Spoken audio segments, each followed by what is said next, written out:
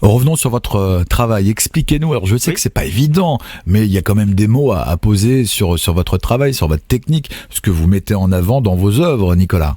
Alors oui, effectivement, c'est pas facile de mettre des mots sur des émotions. Je vais essayer de le faire. Quand on me demande si je peins des abeilles, je dis non, je raconte des abeilles.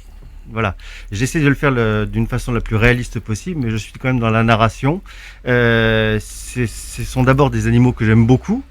En s'intéressant à eux, en s'intéressant à ces fameuses Apis mellifera, je me suis rendu compte que nos cultures, nos croyances, tout ce qui pouvait être spiritualité et symbolisme était complètement baigné autour des abeilles. Elles ont inspiré l'humanité, mais depuis l'Antiquité, même avant.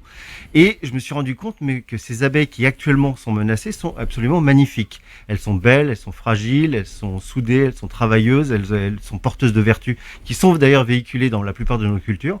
Et j'ai pensé que ça pouvait être très sympa de les raconter à travers des toiles qui se veulent un petit peu symboliques. Alors déjà, je suis absolument pas un messager, je suis absolument pas un donneur de leçons. J'essaie juste d'être un petit chantre de ces petites bébêtes. Vous ouvrez les yeux, peut-être. Peut-être ouvrir les yeux, c'est déjà un peu prophétique de se dire je vais ouvrir les yeux aux gens, certainement pas.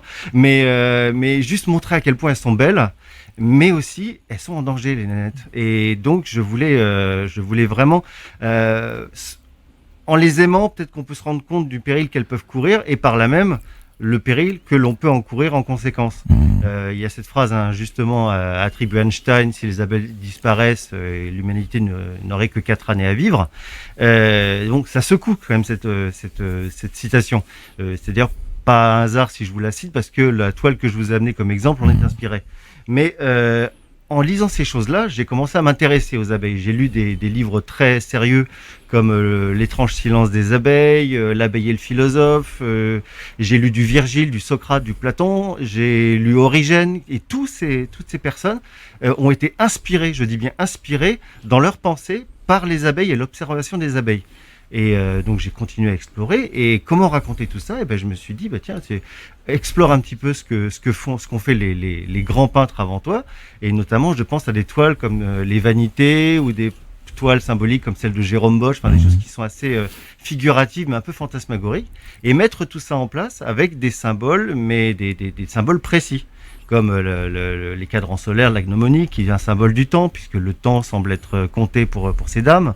Il y a plein de façons de représenter à la fois la beauté et le péril de ces abeilles. Je vous propose de voir votre œuvre maintenant. Et nous allons, allez-y, Nicolas, vous allez pouvoir tout simplement. Comment je bouge par rapport à la caméra. Non, mais on va s'arranger, rassurez-vous. On a un expert effectivement en régie.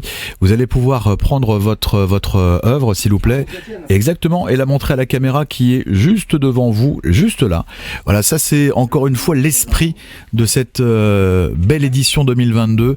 Nos artistes sont impliqués, nos artistes sont là, nos artistes sont volontaires et sont heureux de faire partager leur travail.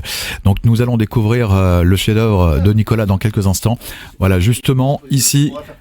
Voilà, vous allez pouvoir poser sur la table et on va le voir directement à la caméra en prenant un petit peu de recul. Voilà, un petit peu de recul s'il vous plaît, Nicolas, simplement. Il faudrait un peu plus de lumière dessus. Et nous avons une très très bonne lumière, Sylvie. Je vois cette lumière, elle est magnifique. Voilà cette œuvre, c'est magnifique. Merci beaucoup, Nicolas. Merci en tout cas pour cette venue, pour cette édition spéciale. RCA, radio partenaire d'Aranima. Nous serons à vos côtés pendant ces 2 phases, on le rappelle, 2 mois complets au Rex, au Pouliguen, pour découvrir les œuvres. Et on va terminer par cette question, Sybille. Ces œuvres sont à acheter.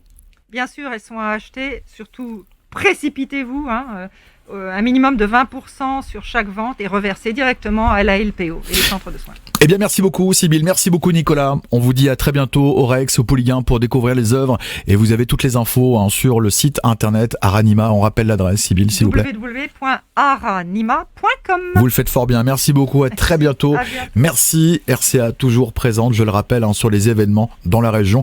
Je vous dis à très bientôt pour de nouvelles interviews, nouveaux reportages pour vous faire vivre l'actualité de la région. À très bientôt.